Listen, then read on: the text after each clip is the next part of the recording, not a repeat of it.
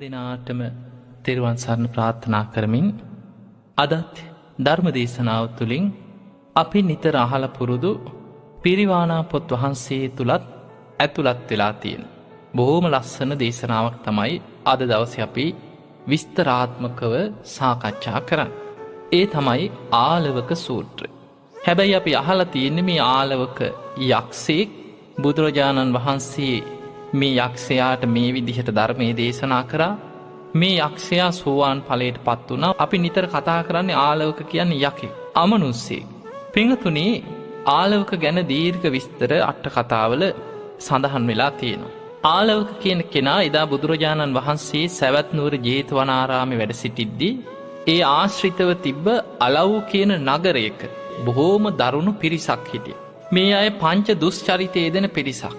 ඒ නිසා මේ ආලවක කියන මේ අලව් කියන නුවරට මේ නගරයට ගුණයහපත් කෙනෙක්, සාමාන්‍ය කෙනෙක් ඇතුල් වෙද්දී බොහොම බයෙන්.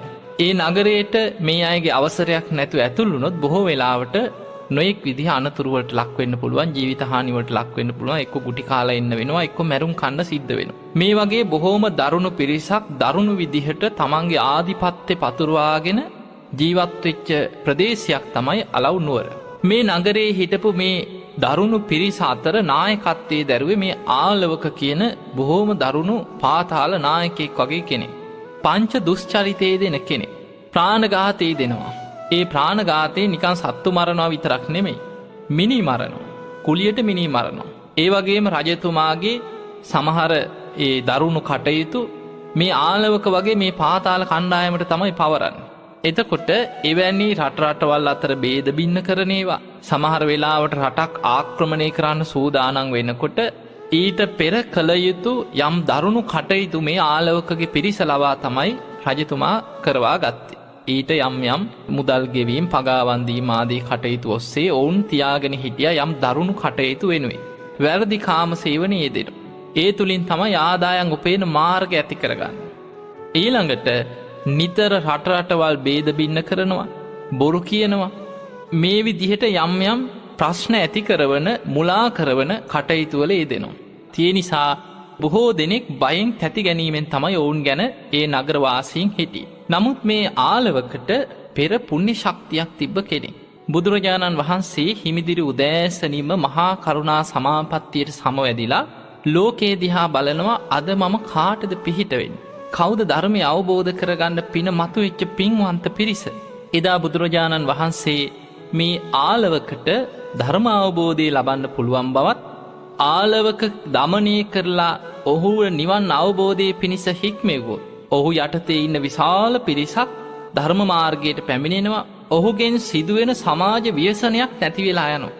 බොහෝ පිරිසකගේ බිය තැති ගැනීම නැති වෙලා මිනිස්සුන්ට මේ ආලවකත් ඔහුගේ කණ්ඩායමත් නිසා ඇතිවෙන මේ බිය තැති ගැනීම තුරන් වෙලා මිනිස්සුන්ට බොහොම සතුටින් ජීවත් වෙන්න පුළුවන් පරිසරයක් සැලසෙනවා. මේ සියල්ල කල්පනා කරපු බුදුරජාණන් වහන්සේ පාත්‍ර සිවුරු අරගෙන මේ අලව් කියන නුවරට වැඩම කරන්නට යෙදුණා. බුදුරජාණන් වහන්සේ මේ නගරයට යනකොට බොහෝ දෙනෙක් කියා හිටියා, ස්වාමීනි මේ ප්‍රදේශයට යන්න එපා.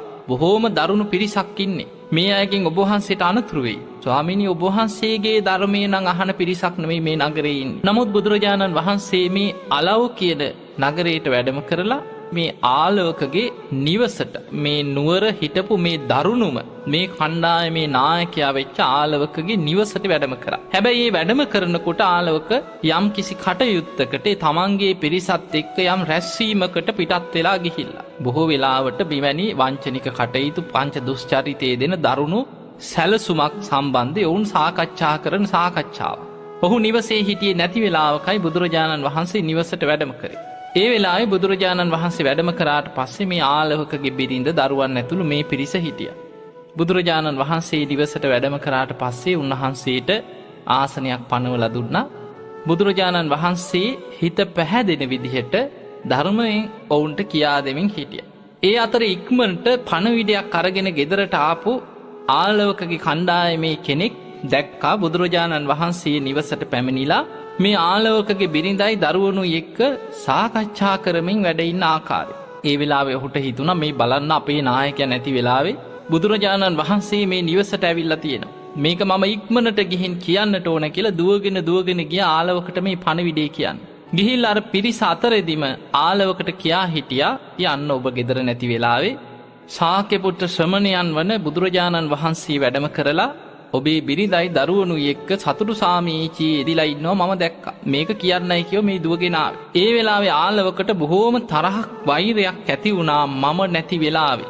කිසිම බයක් නැතුව මගේ ඉඩමට මගේ නිවසට ඇවිල්ලා මගේ බිරිඳ දරුවන් එක්ක කතා කර ඉන්න මේ ශ්‍රමණයට මං හොඳ දඬුවමක් දෙනවා. ආලවකට යම් ලැජ්ජාවකුත් ඇති වුණා. මොකද ආලවක කරන කටයුතු එක්ක බොහොම දරුණු විදිහේ කටයුතු කරනවා. එවැනි කෙනෙක්ගේ ගෙදරකට බුදුරජාණන් වහන්සේ වැඩම කරා කියනකොට තමන් යටතේ ඉන්න අනිත් පිරිස තමන්ට පාලනය කරගන්නත් ප්‍රශ්නයක් ඇතිවෙන. ඒ නිසා තමන්ගේ තියෙන මේ දරුණුකමත් එක්ක අනිත් සියලු දෙනාට මේක පෙනෙන ආකාරي බොහොම සැරපරුස ස්වරූපයක් ඇති කරගෙන ඉක්මනට ආව මං හොඳ පාඩමක් උගන්වන්නම් කියලා වේගෙන් නිවස දිහාට ආවා. අර තමන් එක්ක රැස්වීමේ හිටපු එකතු වෙලා හිටපු අනිත් සියලු දෙනා ආලවකගේ සමාජික මේ දරුණු පිරිස සියලු දෙනාමත් පස්සෙන් ආව අපිත් යම් බලන්න. බුදුරජාණන් වහන්සේ අද තමයි ආලවකගෙන් හොඳම පාඩම ඉගෙන ගන්න. මොකෙන් මොකක් වෙයිද කියලා මිනිස්සු විශාල පිරිසක් ආලවක පස්සෙන් දුවගෙන ඇවිල්ලා ඈතින් හිටිය බලාගෙන. බුදුරජාණන් වහන්සේ මේ ආලවකගේ බිරිඳයි දරුවනු එක්ක කතා බහ කර ඉන්නවා ආලවක දැක්කා. ඒ වෙලාවේ බුදුරජාණන් වහන්සේ ළඟට මේ ආලවක එනවා දැක්ක බිරිඳයි දරුවනු ඉක්මනට බයෙන් නැගිටලා දුවගෙන ගිහිල්ලා ගේ ඇතුලේ හැංගුණා. ආලවක ඇවිල්ලා බුදුරජාණන් වහන්සේට දැන් කරදරයක් කරයි කියලා බොහෝ දෙනෙක් බලාගෙන හිටියේ. ආලවකට පුදුම කේන්තියක් බුදුරජාණන් වහන්සේ ගැන ඇති වෙලා ඒ වෙලාවේ බොහොම තරහෙන් කියනවා නික්කම සමන කියෝ. පින්වතුනි නික්කම සමන කියන්නේ මේ එළියට යන්න ශ්‍රමණයන් වහන්සේ කියලා බොහොම ගෞරව වචනයක් නෙමෙයි. බොහොම සැරින් එළියට ඵලයන් කියලා අපි කෙනෙකුට කියන්නේ. අන්න ඒ වගේ බුදුරජාණන් වහන්සේට කතා කරේ බොහොම සැරෙන් නික්කම සමන කියෝ. හැබැයි බුදුරජාණන් වහන්සේ දැක්කා මේ ආලවකගේ හිතේ තියෙන ලොකු දරුණු වෛරයක්, ලොකු දරුණු තරහකින් ඇවිල්ලා හිටියේ. ඔහුව දමනය කරන්න බුදුරජාණන් වහන්සේ නැකිටලා බුදුරජාණන් වහන්සේ එළියට වැඩම කරා. උන්වහන්සේ කිසිම වෙනසක් පෙන්වන්නේ නැතුව හිමින් උන්වහන්සේ සාන්ත ගමනින් එළියට වැඩම කරනකොට ආලවකට හිතුණා දැන් නිවස වටේ විශාල පිරිසක් බලාගෙන ඉන්නවා. මේ සියලු දෙනාට පෙනෙන්න බුදුරජාණන් වහන්සේට මං හොඳ පාඩමක් උගන්වන්නම් කියලා ඊළඟට ආයෙමත් කතා කරා පවිස සමන කියෝ. පින්වතුනි පවිස සමන කියන්නේ මේ ඇතුළට ඇවිත් වාඩි වෙන්න කියන එක නෙමෙයි. මෙහෙට වරෙන් කියලා වගේ අපි සැරෙන් කියන්නේ ඇතුළට වරෙන් කියලා. අන්න ඒ වගේ බුදුරජාණන් වහන්සේට බොහොම සැරින් නපුරු විදිහට දරුණු විදිහට කතා කරා. හැබැයි බුදුරජාණන් වහන්සේ ආයෙමත් හැරිලා බොහෝම මෛත්‍රී සහගත ස්වරූපයෙන් උන්වහන්සේ ආයෙමත් ඇවිල්ලා ඒ තැනම වැඩ සිටියා. ඒ වෙලාවේ දෙවනි වතාවෙත් ආලවක බොහොම සැරෙන් ආයෙමත් කිව්වා නික්කම සමන. හැබැයි බුදුරජාණන් වහන්සේ හිමීට නැකිටලා දෙවනි වතාවෙත් එළියට වැඩම කරා.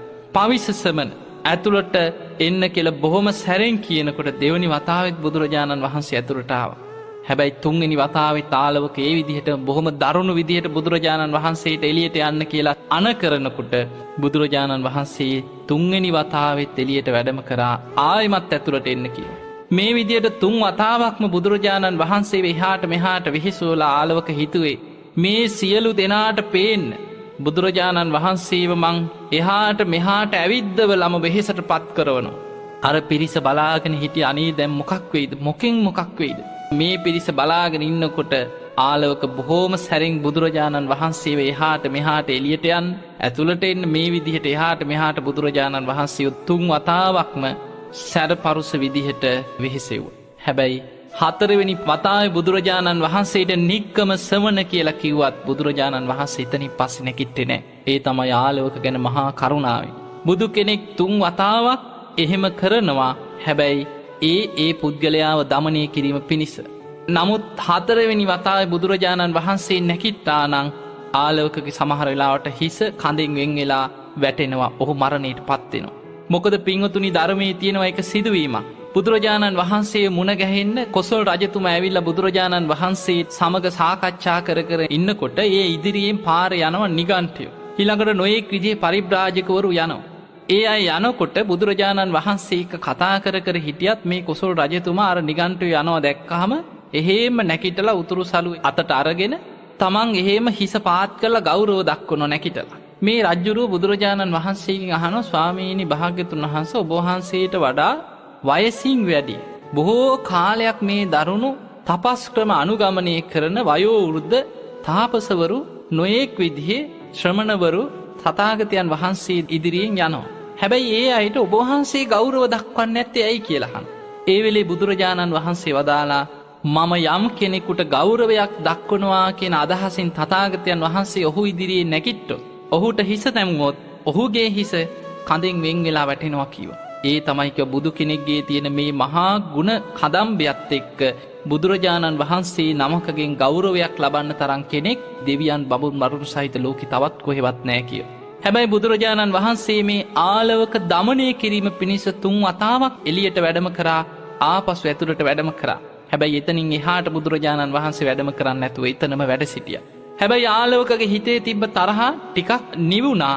බුදුරජාණන් වහන්සේව කිහිප වතාවක් මම වෙහෙසෙව්වා නේද?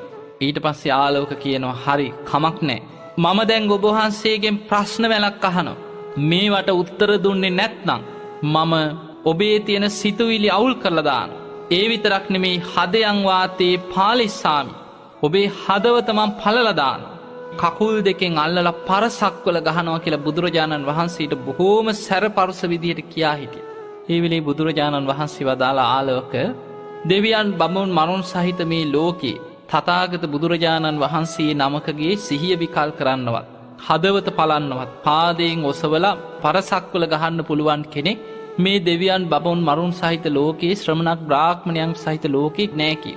නමුත් ඔබ ඔය කියපු ප්‍රශ්න ටික අහන්න කිව්වා. ඒ ප්‍රශ්නවලට මං උත්තර දෙන්න. ආලවකගේ ප්‍රශ්න ගණනාවක් තිබුණා තමන්ගේ පරම්පරාවෙන් ආපු ප්‍රශ්න වැලක්. ඒ ආලවකගේ මුතුම්මිත්තෝ මේවට උත්තර හොයමින් හිටපු පිරිසක් බව අපට මේ ප්‍රශ්න දිහා බලනකොට පේනවා.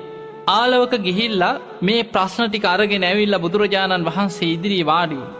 වාඩි වෙලා මේ ප්‍රශ්න අහන්න පටන් ගත්තා. ආලවකට හිතුණා මේ ප්‍රශ්න වලට උත්තර දෙන්න බැරි වුණොත් මං දඬුවමක් දෙනවා. මං හොඳ පාඩමක් උගන්වනවා. මටත් උවමනා කරලා තියෙන්නේ අපේ මුතුම්මිත්තන්ගේ කාලේ ඉඳන් ආපු මේ ප්‍රශ්නවලට උත්තරේ හොයාගන්නයි. ආලවක මේ ප්‍රශ්න ටික අරගෙන බුදුරජාණන් වහන්සේගේ මෙන්න මේ විදිහට ප්‍රශ්න අහනවා.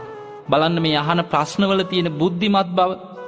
ආලවකගේ ප්‍රශ්නේ තමයි කිංසූද විත්තං පුරිසස්ස සෙට්ටං කිංසූ සුචින්නෝ සුකමා වහාති කිංසූ හවේ සාදු තරං රසානං කතන් ජීවින් ජීවිතමාහු සෙට්ටන්ති. පළවෙනි ප්‍රශ්නයෙන් ආලවක අහනවා කිංසූද විත්තං පුරිසස්ස සෙට්ටං. මිනිස්සුන්ට තියෙන උතුම්ම වස්තුව මොකක්ද කියලා අහනවා. අන්න ආලවකට තිබ්බ ප්‍රශ්නයක්. දෙවනියට ආලවක අහනවා කිංසූ සුචින්නෝ සුකමාවහාති. කුමක් පුරුදු කළොත්ද සැප ලැබෙන්නේ? මොන විදිහේ පුරුද්දක් දිගට පුරුදු කරගෙන ගියොත්ද ජීවිතේ සැප ලබන්න පුළුවන්? ඊළඟට ආලවක අහනවා කිංසූ හවේ සාදු තරං රසාන. මේ ලෝකයේ ඊටාම රසවත් දේ වෙන්නේ කුමක්ද? හතරවෙනි ප්‍රශ්නෙන් ආලවක අහනවා කතං ජීවින් ජීවිතමාහු සෙට්ටන්ති. කොයි විදිහට ජීවත් වීමද ලෝකයේ ශ්‍රේෂ්ඨතම ජීවත් වීම වෙන්නේ? මෙන්න මේ ප්‍රශ්න හතරට බුදුරජාණන් වහන්සේ මේ විදිහට උත්තර දෙනවා. බුදුරජාණන් වහන්සේ වදාලා ආලවක සද්දීද විත්තං පුරිසස්ස සෙට්ටං. මේ ලෝකේ මිනිස්යාට තියෙන උතුම්ම වස්තුව සද්ධාවයි කියලා. තුනුරුවන් ගැන ඇති කරගන්න සද්ධාව තරම් උතුම් දෙයක් මේ ලෝක ධාතුවේවත් නැහැ කියලා බුදුරජාණන් වහන්සේ ගැන විස්තර කරා. ඊළඟට ආලවක ඇහුවේ දෙවනි ප්‍රශ්නේ තමයි කුමක් පුරුදු කරොත්ද සැප ලැබෙන්නේ? බුදුරජාණන් වහන්සේ දීපු උත්තරේ තමයි ධම්මෝ සුචින්නෝ සුකමා වහාති.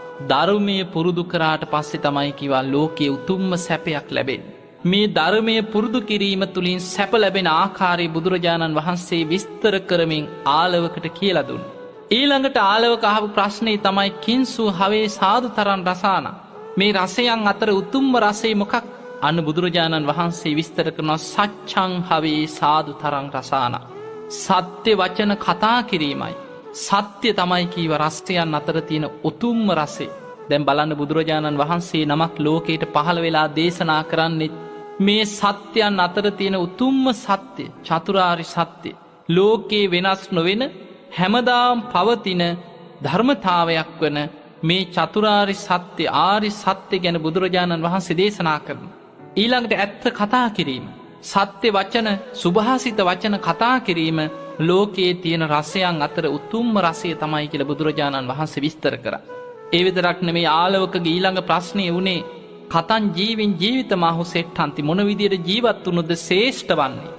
අන්න බුදුරජාණන් වහන්සේ ආලවකට කියලා දෙනවා ආලවක පඤ්ඤා ජීවින් ජීවිතමාහු සෙට්ටන්ති ප්‍රඥාවෙන් ජීවත් වීම තමයි කීවා ලෝකයේ ශ්‍රේෂ්ඨතම ජීවත් වීම. දැන් බලන්න බුදුරජාණන් වහන්සේ මේ ප්‍රශ්නවලට උත්තර දෙනකොට අර ආලවකගේ තිබ්බ තරහව බුදුරජාණන් වහන්සේ ගැන ඇතිවෙච්ච මේ කෝපය ටික සංසිඳෙන්න පටන් ගත්තා. ආලවක බුදුරජාණන් වහන්සේ ඉදිරියේ වාඩි වෙලා දැන් එකින් එක මේ ප්‍රශ්න අහනවා. ආලවකට හිතුණා අපේ මුතුන් මිත්තන්ගේ කාලේ ඉඳන් අපිට විසඳගන්න බැරි වෙච්ච මේ ප්‍රශ්න ටික අනේ බුදුරජාණන් වහන්සේ නිසා අපිට මේවට උත්තර ලැබෙනව නේද? මේ විදිහට හිතමින් බුදුරජාණන් වහන්සේගෙන් ඊළඟ ප්‍රශ්නය අහනවා කතංසු තරති යෝගං මේ සැඩ පහරින් එතර වෙන්නේ කොහොමද කියලා ඇහුවා. අන්න ඒ කාලේ ආලවකලට තිබ්බ ප්‍රශ්න කතංසු තරති යන්නවා සාගරේ තරණය කරන්නේ කොහොමද කියලා ඇහුවා. මේ සංසාර සාගරේ තරණය කරලා මේකෙන් එතර වෙන්නේ කොහොමද? කතංසු දුක්ඛං අච්ඡේති දුක නැති කරගන්නේ කොහොමද? එතකොට අපිට පේනවා ආලවක මොනතරම් දරුණු ජීවිතයක් ගත කරත් ආලවකට යම් කිසි දැනුමක් තිබිලා තියෙනවා අපි මේ විඳින්නේ දුකක්. එතකොට මේ දුක ගැන දැනුමක් තිබ්බ නිසා ඔවුන්ගේ පරම්පරාවේ ඉඳන්ම දුක නැති කරගන්නේ කොහොමද කියන ප්‍රශ්නයක් ඔවුන්ට තිබිලා තියෙනවා. බුදුරජාණන් වහන්සේගෙන් අහනවා දුක නැති කරගන්නේ කොහොමද? ඊළඟට පිරිසිදු වෙන්නේ කොහොමද? කතංසු පරිසුජ්ජති ප්‍රශ්න 4ක් ඇහුවා. සැඩ පහරින් එතර වෙන්නේ කොහොමද? සංසාර සාගරයේ තරණය කරගන්නේ කොහොමද? දුක නැති කරගන්නේ කොහොමද? පිරිසිදු කෙනෙක් බවට පත් වෙන්නේ කොහොමද කියලා බුදුරජාණන් වහන්සේගෙන් ආලවක ඊළඟ ප්‍රශ්න ටික අහනවා.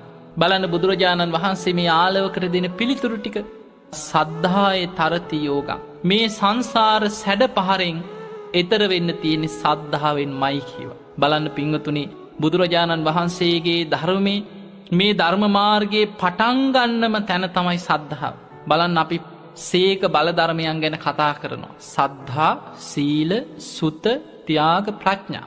එතකොට පටන් ගන්නේ තුනුරුවන් ගැන සද්ධාවෙන්. ඊළඟට ආර්ය ශ්‍රාවකෙක් සතු ධනයක් සත්තාරි ධනය ගැන කතා කරනවා. පළවෙනිම ධනය තමයි සද්ධා ධන. සද්ධාව ධනයක් හැටියට බුදුරජාණන් වහන්සේ පෙන්නනවා. ඊළඟට පංච ඉන්ද්‍රිය ධර්ම ගැන කතා කරත් සද්ධා, විරිය, සති, සමාධි, ප්‍රඥා. ඊළඟට පංච බල ධර්ම සද්ධා බලය, විරිය බලය, සති බලය, සමාධි බලය, ප්‍රඥා බලය. මේ හැම තැනකම මුලට එන්නේ සද්ධාව. තුනුරුවන් ගැන සද්ධාව තියෙන කෙනෙක් විතරයි සීලවන්ත ජීවිතයක් ගත කරන්න. සද්ධාවන්ත කෙනා තමයි බුදුරජාණන් වහන්සේගේ ධර්මය පිළිගන්න. ඒ ධර්මය විශ්වාස කරන්න. සද්ධාවන්ත කෙනා විතරයි බුදුරජාණන් වහන්සේ වදාළ ධර්මයට අනුව මේ සංසාර ගමනක් තියෙනවා. භයානක ගමනක් තියෙනවා. මරණින් මත්තේ සතර අපායට වැටෙන්න පුළුවන්. මෙන්න මේකෙන් නිදහස් වීම පිණිස මම සීලවන්ත ජීවිතයක් ගත කරගත යුතුයි කියලා සද්ධාවන්ත කෙනා තමයි සීල් රකින්නේ.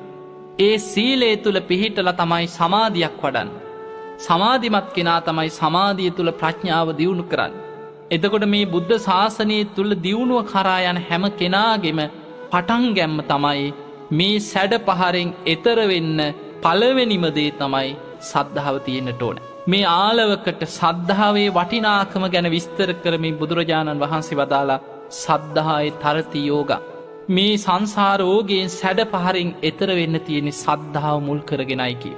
සාගරයේ තරණය කරන්නේ කොහොමද කියලා ආලවක අහනකොට බුදුරජාණන් වහන්සේ වදාලා අප්‍රමාදේන අන්නවන් අප්‍රමාදේ බවින්ම තමයි කීවා සාගරයේ තරණය කරන්න තියෙන්නේ අප්‍රමාදීව කුසල් වැඩීමෙන්.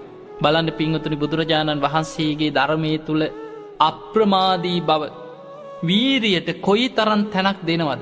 සතර සම්‍යක් ප්‍රධාන වීරිය කියලා වීරිය ගැන ධර්මයේ විස්තර වශයෙන් කතා කර. ඊළඟට 이르දිපාද ධර්මයන් ගැන කතා කරනකොට විරිය 이르දිපාදේ කියලා වීරිය 이르දිපාදයක් හැටියට කතා කරනවා. ඊළඟට සප්ත බොජ්ජංග ධර්ම ගැන කතා කරත් විරිය සම්බොජ්ජංගය කියලා කතා කරනවා. ඉන්ද්‍රිය ධර්ම ගැන කතා කරනකොට විරිය ඉන්ද්‍රිය. බල ධර්ම ගැන කතා කරනකොට විරිය බලය කියලා කතා කරනවා. ආර්ය අෂ්ටාංගික මාර්ගය ගැන කතා කරත් සම්මා වායාම කියලා වීරිය ගැන කතා කරනවා. මේ බුද්ධ ශාසනය තුල වීරියෙන්මයි සංසාර සාගරයෙන් එතර වෙන්න තියෙන්නේ. දැන් බලන්න පින්වතුනි බුදුරජාණන් වහන්සේගේ එක දේශනාවක උන්වහන්සේ පෙන්නනවා මහණෙනි මේ ලෝකේ කුසල් දහම් කියලා යමක් තියෙනවා නම් ඒ සියල්ල කැටි කරලා තනි වචනයකට එකතු කරනවා නම් ඒ තමයි කිව අප්‍රමාදී බව කියන වචනේ. ඒක බුදුරජාණන් වහන්සේ උපමාවකට පෙන්නනවා. මහා පොළොවේ ඇවිදගෙන යන සියලු සත්වයන්ගේ පාසලකුණු අතර හස්ති රාජයාගේ පාසලකුණ තමයි කිය පොළොවේ පිහිටන විශාලම පාසලකුණ බවට පත්වෙන්. මේ ඇතෙක්ගේ පාසලකුණ ඇතුළෙන් අනිත් සෑම පොළොවේ ඇවිදගෙන යන සත්වයෙක්ගෙම පියවර සටහනක් ඒක ඇතුළෙන් තියන්න පුළුවන්. ඒ වගේ තමයි කිව මේ ලෝකේ අප්‍රමාදී බව කියන වචනයට සියලු කුසල් දහම් ඇතුළත් කරන්න පුළුවන් කිව. එහෙනම් අපිට පේනවා මේ ධර්මාවබෝධයට උපකාර වෙන සියලු කුසල් දහම් තියෙනවන. කුසල් කියලා ලෝකේ යමක් ගැන අපි කතා කරනවා නම් ඒ සියල්ල දියුණු කරගන්න තියෙන්නේ අප්‍රමාදී බව තුළමයි. බලන්න බුදුරජාණන් වහන්සේගේ අන්තිම බුද්ධ වචනේ හන්දදාන භික්කවේ ආමන්ත්‍යාමි මහණෙනි අවසාන වතාවට නුඹලා අමතනවා. අප්‍රමාදීන සම්පාදිත මේ ලෝකේ සියලු සංස්කාරයන් අනිත්‍යයි අප්‍රමාදීව කුසල් වඩන්න කියලා තමයි උන්වහන්සේ පිරිනිවන් පෑවේ. එහෙමනම් මේ සාගරේ තරණය කරන්න තියෙන්නේ කොහොමද කියලා බුදුරජාණන් වහන්සේ දීපු උත්තරේ තමයි අප්‍රමාදේන අන්නවා. අප්‍රමාදීව කුසල් වැඩීමෙන්මයි කීවා මේ සාගරේ තරණය කරගන්න තියෙන්නේ. ඊළඟට ආලවක ඇහුවේ මේ දුක නැති කරගන්නේ කොහොමද කියලා. බුදුරජාණන් වහන්සේ වදාළ විරියේන දුක්ඛං අච්ඡේති. වීරියෙන් තමයි කීවා දුක නැති කරගන්න තියෙන්නේ. බලන්න පින්වතුනි වීරියෙන්ම නේද භාවනාවක් වඩන්න තියෙන්නේ. පංච උපාදානස්කන්ධය ගැන මේක අනිත්‍යයි දුකයි අනාත්මයි කියලා විදර්ශනා වඩලා මේ සසර දුකින් නිදහස් වෙන්න තියෙන වීරියෙන්මයි. බලන්න බුදුරජාණන් වහන්සේ කොයිතරම් වීරියක් ඇති කරගත්තද? මගේ ශරීරයේ සම්මස් වියලේවා ඇටනහර පමණක් ඉතිරි වෙතොත් ඉතිරි වේවා. පුරුෂ වීරියෙන් පුරුෂ පරාක්‍රමයෙන් යම් ධර්මයක් අවබෝධ කරගත යුතුද ඒ ධර්මය අවබෝධ කරගන්න නැතුව මම මැරුණත් නැගිටින්නේ නෑ කියන චතුරංග සමන්නාගත වීරියකින් තමයි උන්වහන්සේ බුද්ධත්වයේ පිණිස වීරිය වැඩුවේ. ඒ නිසා ධර්මාවබෝධයේ කරා යන කෙනාට ආරම්භක ධාතු හැටියට මේ ධර්ම මාර්ගය ආරම්භ කරගන්න යම් වීරියක් තියෙන්නට ඕන. ඊළඟට නික්කම ධාතු කියලා කියනවා. ඒක පවත්වගෙන යන්න වීරියක් තියෙන්නට ඕන. පරමක්ඛ ධාතු තමන්ගේ නිෂ්ඨාව දක්වා මම සෝවාන් වෙනකම්ම කෙනෙකුට යම් අදහසක් තියෙනවන මම මේ ජීවිතේ කොහොම හරි සෝවාන් ඵලයට පත් වෙනවා කියලා ඒ தත්ත්වය ලැබෙන කම්ම අඛණ්ඩව වීරිය පවත්වගෙන යනවා. එහෙම නැත්නම් කෙනෙක් කල්පනා කරගත්තොත් මම මේ ජීවිතේ කොහොම හරි රහත් වෙනවා. ඒක තමයි තමන්ගේ එකම නිෂ්ඨාව.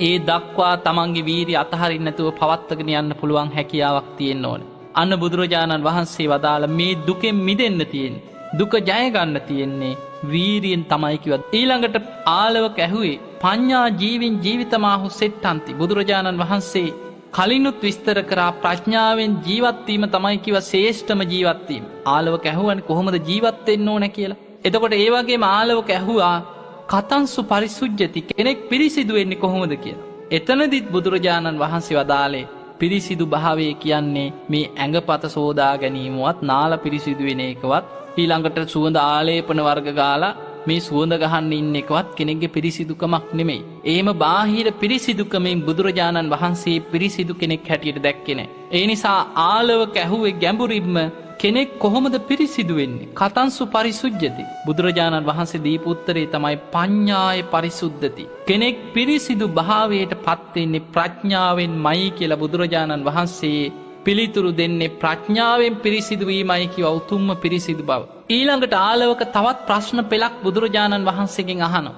දැන් බලන්න බුදුරජාණන් වහන්සේ මේ විදිහට පිළිතුරු දෙනකොට ආලවකගේ තියෙන අර තරහ වෛරය හොඳටම සංසිඳිලා ගියා. ධර්මයේ ගැන හිත එකඟ වුණා.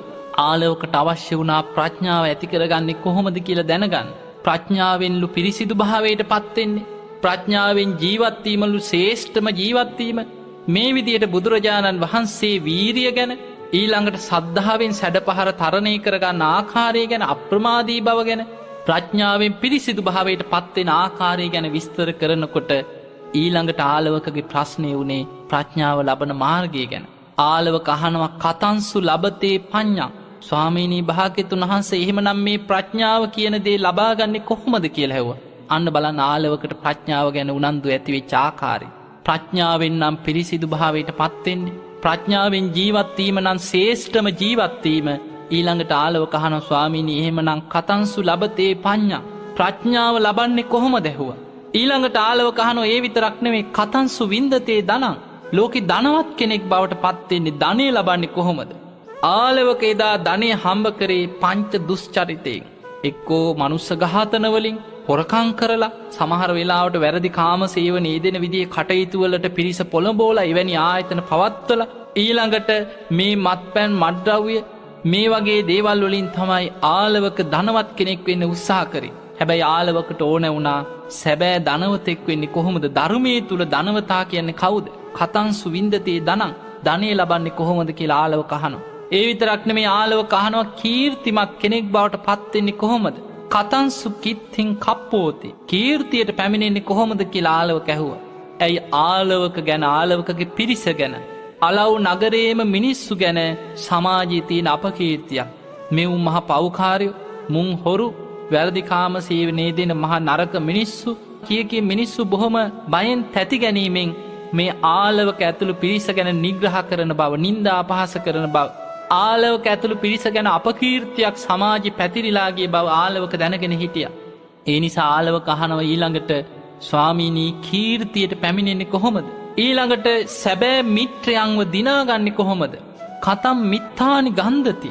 කොහොමද මිත්‍රයන් දිනාගන්නේ? ඒ විතරක් නෙමෙයි ආලවක අහනවා ශෝකයක් නැතුව මෙලවින් පරලොවට යන්නේ කොහොමද? අස්මා ලෝකා පරන් ලෝකං කතං පෙච්චේන සෝචති. කොහොමද කෙනෙක් ශෝකයක් නැතුව මෙලොවින් පරලොවට යන්නේ කියලා ආලවක බුදුරජාණන් වහන්සේගෙන් ප්‍රශ්න ගණනාවක්ම විස්තර ඇතුව ඊළඟට විමසනවා. මේ ප්‍රශ්නවලට එකින් එක බුදුරජාණන් වහන්සේ පිළිතුරු දෙනවා. ඒ අතර ආලවක අහනවනේ කතංසු ලබතේ පඤ්ඤං, ප්‍රඥාව ලබාගන්නේ කොහොමද කියලා. අන්න බුදුරජාණන් වහන්සේ ප්‍රඥාව ලබන මාර්ගය ආලවකට කියනවා සද්ධානෝ අරහතන් ධම්මං නිබ්බානප්පත්තිය.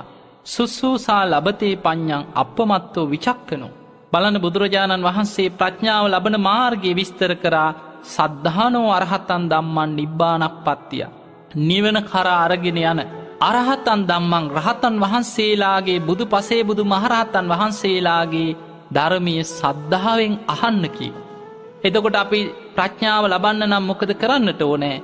බුදුරජාණන් වහන්සේ දේශනා කරන මහරහතන් වහන්සේලා, පසේ බුදුරු මේ අවබෝධ කරගෙන නිවනට පත්වෙච්ච, නිවනට යන්න උපකාර වෙන යම් ධර්මයක් ඇද්ද? අන්නේ ධර්මය අපි සද්ධාවෙන් අහන්නට ඕන. ඒ සද්ධාවෙන් අහන ධර්මය ඊළඟට මොකද කරන්නට ඕන? සුසුසා ලබතේ පඤ්ඤං. ඒ ඇසූ ධර්මයේ ප්‍රඥාව ලැබෙන තෙක් අපමත්තෝ විචක්කනෝ, අප්‍රමාදීව නුවණින් විමසන්න කියව. දැන් බලන්න මෙතන කරුණු ගණනාවක් තියෙනවා. රහතන් වහන්සේලාගේ, බුදු පසේ බුදු මහරහතන් වහන්සේලා දේශනා කරන නිවන කරා යන ධර්මය, නිබ්බානප්පත්තිය කියන්නේ නිවන කරා යන ධර්මය සද්ධාවෙන් අහන්නට ඕන. එහෙමනම් මේ ධර්මය අපිට අහන්න ලැබෙන්නේ කල්යාණ මිත්‍රයන් ඇසුරේ. කල්යාණ මිත්‍රයන්ගෙන් අපිට ලැබෙනවා සද්ධර්ම ශ්‍රවණය. ඒක තමයි ධර්මාවබෝධයේ පිණිස බාහිරින් ලැබෙන අංග දෙක. තමන් තුළ ධර්මය අවබෝධ කරගන්න නම් තියෙන්නට ඕනෑ යෝනිසෝ මනසිකාරයක්, ධම්මානුධම්ම ප්‍රතිපදාව. ධර්මයට අනුකූලව ජීවත්වමින් ඒ ධර්මයේ නුවණින් විමසන කෙනෙක් බවට පත්වෙන්නට ඕන. අන්න බලන්න බුදුරජාණන් වහන්සේ ආලවකට පෙන්වුවේ ප්‍රඥාව ලබන්න නම් මේ ධර්මය හොඳට අහලා නිවන කරා යන ධර්මය, ඇසූ ධර්මය ප්‍රඥාව ලැබෙන තෙක්ම අප්පමත්තු විචක්කුණු, අප්‍රමාදීව විමස බලන්න කීවා. දැන් බලන්න අපි ධර්මයෙන් අහලා තියෙනවා නම් මේ ඇස අනිත්‍යයි, කන අනිත්‍යයි, නාසය අනිත්‍යයි, දිව අනිත්‍යයි, කය අනිත්‍යයි, මනස අනිත්‍යයි. මේ විදියට අපි ධර්මයෙන් අහලා තියෙනවා. ඊළඟට ඇහැට පේන රූප අනිත්‍යයි, කනට ඇහෙන ශබ්ද අනිත්‍යයි, නාසයට දැනෙන ගඳ සුවඳ අනිත්‍යයි, දිවට දැනෙන රස අනිත්‍යයි, කයට දැනෙන පහස අනිත්‍යයි, මනසට දැනෙන අරමුණ අනිත්‍යයි කියලා අපි මේ ගැන අහලා තියෙනවා. ඒ විතරක් නෙවෙයි මේ ආයතන හයේම හටගන්නවා විඥානය. චක්කු විඤ්ඤාණ, සෝත විඤ්ඤාණ, ගාහන විඤ්ඤාණ, જીවහා විඤ්ඤාණ, මේ ආයතන හයේම විඤ්ඤාණය හටගන්න. එතකොට මේ විදිහට මේ ධර්ම කරුණු ගැන අපි ඇහූ ධර්මයක් තියෙනවා නම් ඒක අප්‍රමාදීය ප්‍රඥාව ලැබෙන තෙක් නුවණින් විමස බලන්න කිව. යෝනිසෝ මනසිකාරය යෙදিলা කොහොමද බලන්නේ? ඇත්තටම මගේ ඇහැ අනිත්‍යද කියලා තමන්ගේ ඇහැ ගැන අනිත්‍ය වශයෙන් විමස බලනවා. අන්න යෝනිසෝ මනසිකාරය යෙදෙන ක්‍රමය. කන අනිත්‍යයි කියලා අපි ඇහුවනම් ඇත්තටම මගේ කන අනිත්‍යද කියලා තමා තුළින් විමස බලන්නට ඕන. මේ අනිත්‍ය ස්වභාවය. ඊළඟට නාසය අනිත්‍යයි කියලා අපි අහලා තියෙනවා නම් තමා තුළින් විමසලා බලනවා ඇත්තටම මගේ නාසය අනිත්‍යද කියලා. මේක හටගත්තේ කොහොමද? ආහාර සමුදයා රූප සමුදයෝ.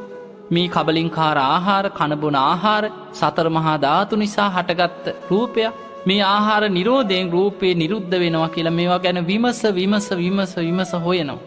බෙද බෙදා බලනවා. කොටස් වලට බෙදනවා. ජරාවට පත් වෙන හැටි, කුණු වෙලා යන හැටි, රූප කලාප වලට පවා බෙද බෙදා විමසනවා. කොහොමද මේවා අනිත්‍ය භාවයට පත් වෙන්නේ? අන්න ඒ විදියට යෝනිසෝ මනසිකාරයේ යෙදෙන කෙනාට අප්‍රමාදීව යෝනිසෝ මනසිකාරයේ යෙදෙනවා නම් අන්න ඒ කෙනා ප්‍රඥාව ලබනවා කියෝ. අන්න බුදුරජාණන් වහන්සේ ආලවකට ප්‍රඥාව ඇති කරගන්න ආකාරය විස්තර කරමින් ධර්මයේ දේශනා කරා. ඊළඟට ආලවක ඇහුවේ කොහොමද ධනවතෙක් බවට පත් වෙන්නේ? බුදුරජාණන් වහන්සේ වදාලා පතිරූපකාරී ධූරවා යහපත් ක්‍රියාවන්ගේ දැඩි උත්සාහයකින් යෙදෙන්න කීවා. ආලෝක මෙච්චර කාලයක් යෙදුණු යහපත් ක්‍රියාවල නෙමෙයි පංච දුෂ්චරිතයේ යෙදුනේ. හැබැයි බුදුරජාණන් වහන්සේ වදාලා යහපත් ක්‍රියාවල දැඩි උත්සාහයකින් යෙදිලා උත්ථානා වින්දතේ දන නොපසුපට වීරියෙන් යුක්තව ධනවතෙක් බවට පත් වෙන්න කීවා. සැබෑ ධනවතෙක් බවට පත් වෙන ක්‍රමය. ඒක තමයි බුදුරජාණන් වහන්සේ ව්‍යග්ගපජ්ජ සූත්‍ර දේශනාවේ පෙන්වුවේ. කොහොමද කෙනෙක් මෙලොව ධනවතෙක් බවට පත් වෙන්නේ? උත්ථාන සම්පදා උත්සාහයෙන් නැගී සිටින්න කීවා. ආරක්ක සම්පදා හම්බ කරගන්න, ධනෙ රැකගන්න, ආරක්ෂා කරගන්න කටයුතු කරන්න. කල්යාණ මිත්‍රතා, කල්යාණ මිත්‍රයන්ගේ ඇසුර පවත්ව ගන්න කීවා. සමජීවි කතා, ආදායමට ගැලපෙන වියදම් රටාවකට පුරුදු වෙන්න. අන්න බුදුරජාණන් වහන්සේ උත්සාහයෙන් මෙලොව ධනවතෙක් දියුණු වෙන ආකාරය ගැන විස්තර කරනවා. ඒ වගේ බුදුරජාණන් වහන්සේ ආලවක දියුණු වෙන්නේ කොහොමද කියලා අහපුවාම, ධනවතෙක් වෙන්නේ කොහොමද කියලා අහපුවාම බුදුරජාණන් වහන්සේ විස්තර කරේ යහපත් ක්‍රියාවන්ගේ දැඩි උත්සාහයෙන් යුතුව ධාර්මිෂ්ඨව කටයුතු කරමින්, ධාර්මිෂ්ඨව ආදායම් උපේන මාර්ගවල නොපසුබට වීරියෙන් යුතුව යෙදෙන කෙනා ධනවතෙක් වෙනවා කියලා. ඒ විතරක් නෙමෙයි ආලවකට තවත් ප්‍රශ්නයක් තිබ්බනේ. කීර්තියට පැමිණෙන්නේ කොහොමද කියලා. ආලවක ඇහුවනේ කොහොමද කීර්තිමත් කෙනෙක් වෙන්නේ? ඇයි ආලවක ඇතුළු පිරිසට බොහෝම නිග්‍රහයක්, නින්දාවක්, අපකීර්තියක් පැතිරිච්ච පිරිසක්. බුදුරජාණන් වහන්සේ වදාලා ආලවකට කීර්තියට පත්වෙන්න නම් සච්චේන කිත්තිං කප්පෝති, සත්‍යවාදී බව තුලමයි කිව කීර්තිය ලැබෙන්නේ. ඒ නිසා කීර්තිමත් පුද්ගලයෙක් බවට, සැබෑ ධර්මානුකූල කීර්තියක්, ගෞරවයක් ලැබෙනවා නම් ඔහු තුල තියෙන සත්‍යවාදී බව තුලමයි කීර්තියට පත්වෙන්නේ. ඇයි පින්වතුනි, බොරු කියන කෙනාට නොකළ හැකි පාපයක් නෑ කියලා බුදුරජාණන් වහන්සේ වදාළා. ඇයි ඒකට හේතුව මිනී මැරුවත් බොරුවෙන් වහන්න පුළුවන්. නෑ මං මැරුවේ නෑ, මං හිටියෙත් නෑ කියන. බොරු සාක්ෂි දීලා දිවුරදී හොරකම් කරලා නෑ මං කරේ නෑමයි, මම නෙමෙයි කියලා අනුන් අල්ලන්න පුළුවන්. අන්න බොරු කියන කෙනාට හොරකමක් කරන්න ඔහු බය වෙන්නේ නෑ. වැරදි කාමසේවනයේ යෙදෙනවා. නෑ මම කරේ නෑ, මම දන්නෙත් නෑ, මං හිටියෙත් නෑ කියලා දිවුර කියනවා. මේක බොරුවක් නෙමෙයි කිය බොරු කියනවා. මත්පැන්, මත්ද්‍රව්‍ය, මේ ඕනෑම පාපයක් කරලා මම නෙමෙයි කියලා අනුන් පාවලා දෙන්න පුළුවන්. ඒ නිසා බොරුවෙන් ජීවත් වෙන කෙනාට, බොරු කියන කෙනාට නොකළ හැකි පාපයක් නෑ කියලා බුදුරජාණන් වහන්සේ වදාළ. බලන්න කොයි තරම් ඇත්තද කියලා. පංච දුෂ්චරිතේම යෙදෙන කෙනා මම එහෙම කෙනෙක් නෙමෙයි කියලා බොරුවෙන් තමන් ඒක වහගන්න උත්සාහ කරනවා. හැබැයි ඒ කෙනා ගැන විශාල අපකීර්තියක් සමාජෙ පැතිරලා යනවා. බුදුරජාණන් වහන්සේ වදාලා තමන් බොහෝම සීලවන්ත ජීවිතයක් ගත කරමින් ඇත්ත කියන කෙනෙක් බවට පත් වෙනවා නම් ඒ කෙනා අවංකවම යහපත් ජීවිතයක් ගත කරනවා. ඇත්ත කතා කරන කෙනෙක්. ඒ නිසානි බුදුරජාණන් වහන්සේ වදාළේ, මහණෙනි මේ දීර්ඝ සංසාර ගමන තුල අසංකීය 4 කල්ප ලක්ෂයක් පාරමී ධර්ම පුරාගෙන ආපු සංසාර ගමන තුල කවමදාවත් බොරුවක් කියලා නෑ කිය මේ සංසාරේ. ඇයි උන්වහන්සේ අවබෝධ කරගන්න ආවේ ආර්ය සත්‍යයක්.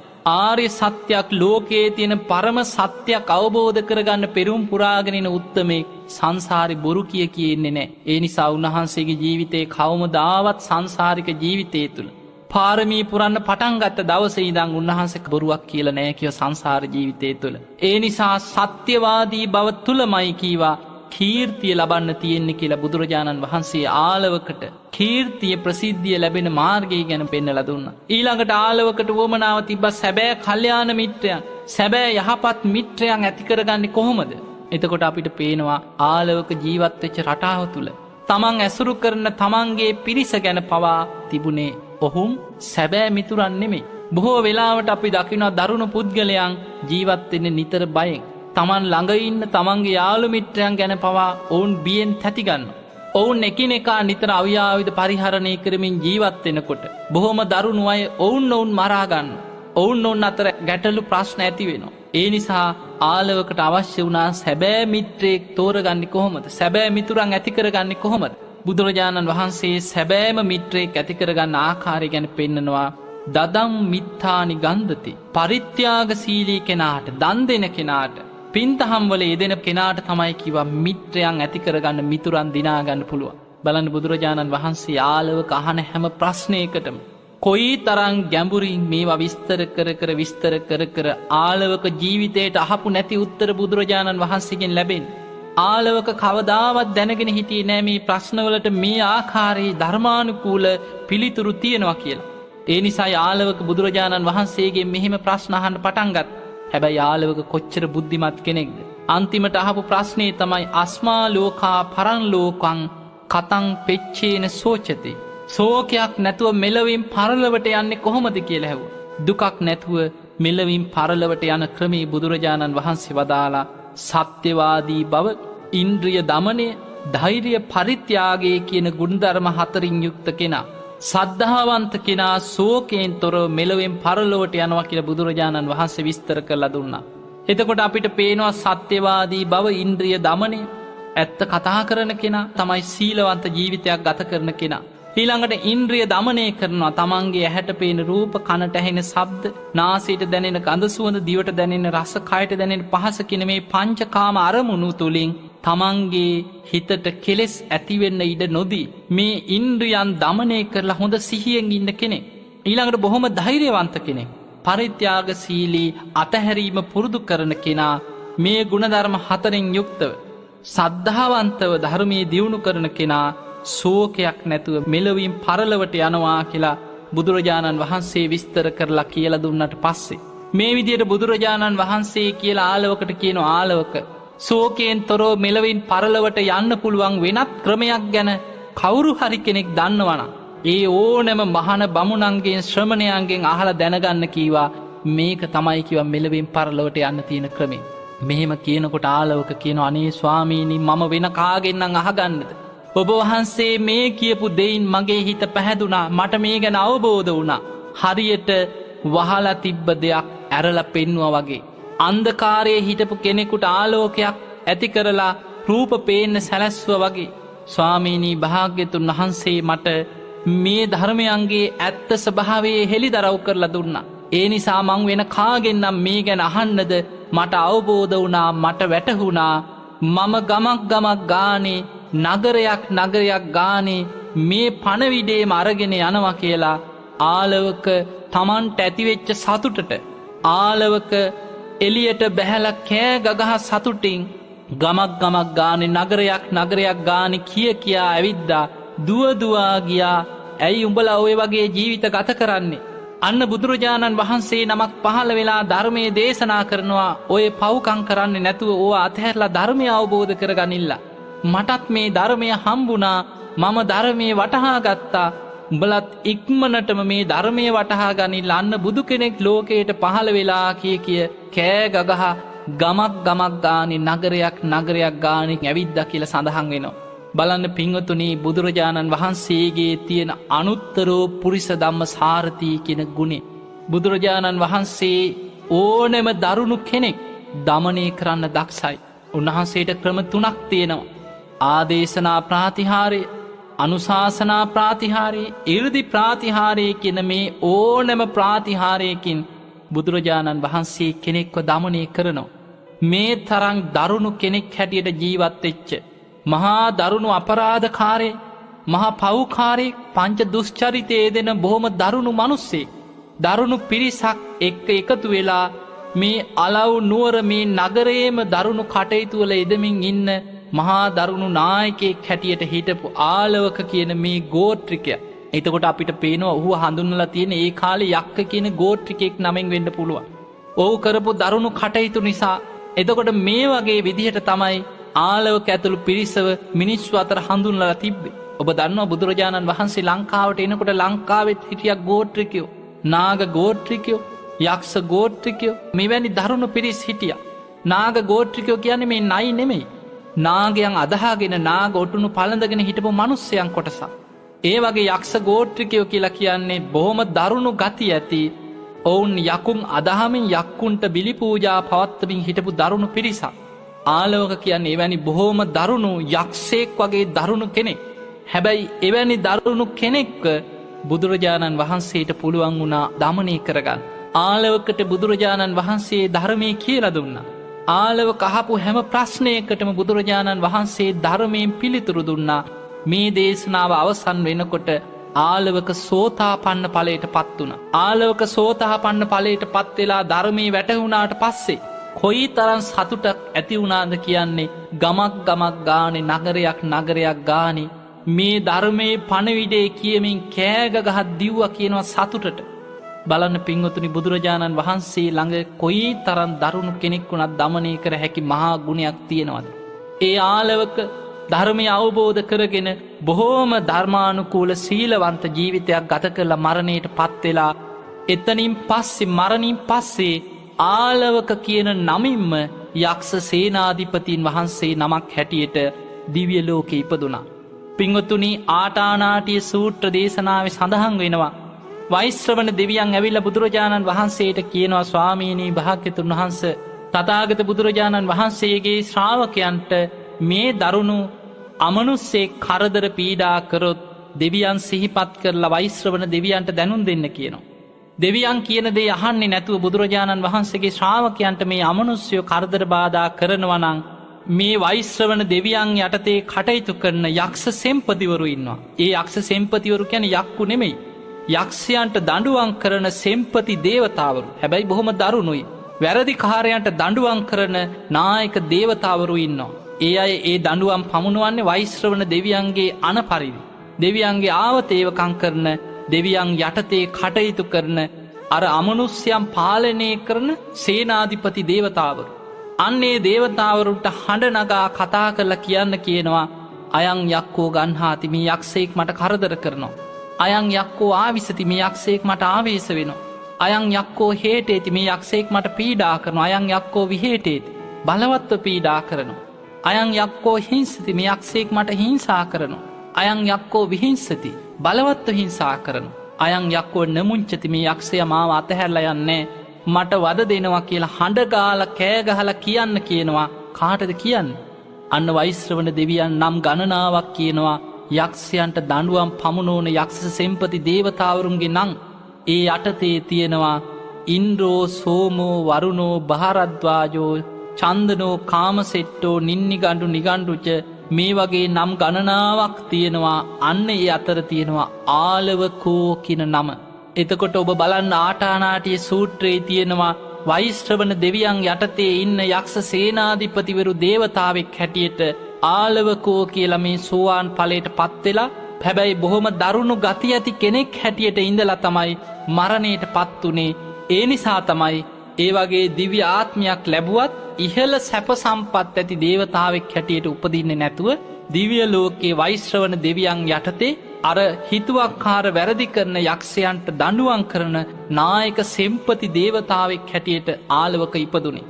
ඒ නිසා අද ආලවක කියන කෙනා දිව්‍ය ලෝකයේ වෛශ්‍රවණ දෙවියන් යටතේ මේ චාතු මහරජික දෙව්ලොව ඉන්න යක්ෂ සෙම්පති දේවතාවෙක් හැටියටයි, ආලවක යක්ෂ සේනාධිපතීන් වහන්සේ හැටියටයි දේවතාවෙක් හැටියට අද අපි හඳුන්වන්නේ. දැන් කෙනෙක් හිතන්න පුළුවන් ආලවක කියන්නේ අර අපි කියන මේ පෙරේතයෝ, මේ භූතයෝ, කුම්බාණ්ඩයෝ කියන මේ යක්කු ගණයේ ඉන්න යක්ෂයෙක් කියලා. එවැනි යක්ෂයෙකුට තමයි බුදුරජාණන් වහන්සේ මේ දමනය කරලා මේ යකාට බණ කිව්වේ.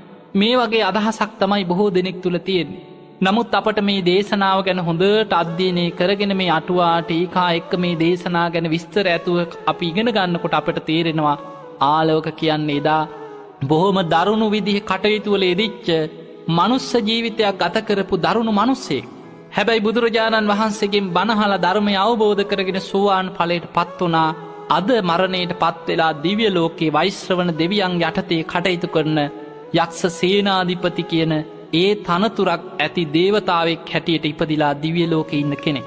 බුදුරජාණන් වහන්සේගේ ශ්‍රාවකයන්ට භික්ෂු භික්ෂුණී උපාසක උපාසිකාවන්ට අමනුෂ්‍යයන් කරදර පීඩා කරනවා නම් ආලවක කියන යක්ෂ සේනාධිපතිවරුන්ටත් කතා කරලා කියන්න කියනවා මට මෙහිම අමනුෂ්‍යයෙක් කරදර කරනවා ධර්මයේ හැසිරෙන මට බාධා කරනවා මට හිරිහැර කරනවා මාව බේරලා දෙන්න කියලා ආලවක යක්ෂ සේනාධිපතීන් වහන්සේටත් කතා කරලා කියන්න කියනවා. එතකොට ඒ දෙවිවරු ඇවිල්ලා ඉදිරිපත් වෙලා ධර්මයේ හැසිරෙන කෙනාට හිරිහැර කරන අමනුෂ්‍යයාට දඬුවම් කරලා ධර්මයේ හැසිරෙන කෙනාව ආරක්ෂා කරලා දෙන බව ආටානාටිය සූත්‍ර දේශනාවේ සඳහන් වෙලා තියෙනවා. එහෙමනම් පින්වතුනි බුදුරජාණන් වහන්සේ තුල තියෙන මේ අනුත්තරෝ පුරිස ධම්ම සාරථී කියන දරුණු පුද්ගලයන් දමනය කළ හැකි මහා ගුණය පිළිබඳව ආලවක සූත්‍ර දේශනාවෙන් අපිට මනාකොට පැහැදිලි වෙනවා. ඒ නිසා අපි සරණ ගිය බුදුරජාණන් වහන්සේ එදා බුදුරජාණන් වහන්සේ වැඩ සිටි කාලේ හිටපු අංගුලිමාල වගේ දරුණු මිනිමරුවා ආලවක වගේ බොහොම දරුණු පුද්ගලයන් ඒ විතරක් නෙමෙයි තිරිසන් සතුන් අතර බොහොම දරුණු හස්තීන් පවා නාලාගිරි වගේ දරුණු ඇතුම් බුදුරජාණන් වහන්සේ දමනය කරලා තිරිසන් සතෙක් වුණත් බුදුරජාණන් වහන්සේ ඉදිරී දනගහලා උන්වහන්සේට වන්දනා කරලා දමනය වුණා. උන්වහන්සේ කොයි තරං දමනය කළ හැකි අනුත්තරෝ පුරිස ධම්ම සාරථී ගුණයෙන් යුක්තද කියලා මේ දේශනාවලින් අපිට පේනවා. එහෙමනම් ඔබ හැම දෙනාම මේ බුදුරජාණන් වහන්සේගේ ධර්මයේ තියෙන මේ ගුණ ගැන හිතලා හිත පහදවා ගන්න. ආලවක වගේ කෙනෙකුටත් පුළුවන් වුණා නම් බුදුරජාණන් වහන්සේගේ ධර්මය අවබෝධ කරගන්න. ඇයි මට බැරි? අන්නේ දේ ඔබ ඔබෙන් අහන්න. ඔබත් උත්සාහය වීරිය ඇති කරගන්න. ආලවකට බුදුරජාණන් වහන්සේ දීපු පිළිතුරු ටික ඔබත් නුවණින් විමසලා ඒ ධර්මයේම අවබෝධ කරගෙන ඔබ හැම දෙනාටත් ධර්මයේම දියුණු කරගන්න වාසනාව උදා වේවා කියලා අපි ආශිර්වාද කරනවා. එහෙමනම් පින්වතුනි අද ධර්මයේ ශ්‍රවණය කිරීමෙන් අපි රැස් කරගත්ත සියලුම පුණ්‍ය ධර්මයන් පින් කැමති සියලු දෙවියන්ට අනුමෝදන් කරමු. දෙවියෝ මේ පින් දැක බලා අනුමෝදන් වෙත්වා. දෙවියන්ගේ දිව්‍ය ආශිර්වාද වර්ධනය කරගෙන සියලු දෙවියෝ වහවහ සසර දුකින් අත මිදේවා කියලා සාදු කියලා දෙවියන්ට පින් අනුමෝදන් කරමු. ඒ වගේම ධර්ම ශ්‍රවණය කර ලංකාවාසී ලෝකවාසී හැම දිනාටමත් මේ සියලු පින් එකාකාර උපකාර වේවා. ඔබ හැම දිනාටම කාය චිත්ත පීඩා දුරු වේවා. තුනුරුවන්ගේ අනන්ත ආශිර්වාද රැකවරණ සැලසේවා. හැම දිනාටම ධර්මාවබෝධයම සැලසේවා කියලා අපි ආශිර්වාද කරනවා. බුදුදම් පැහැදීම පමණයි සදකාට සැන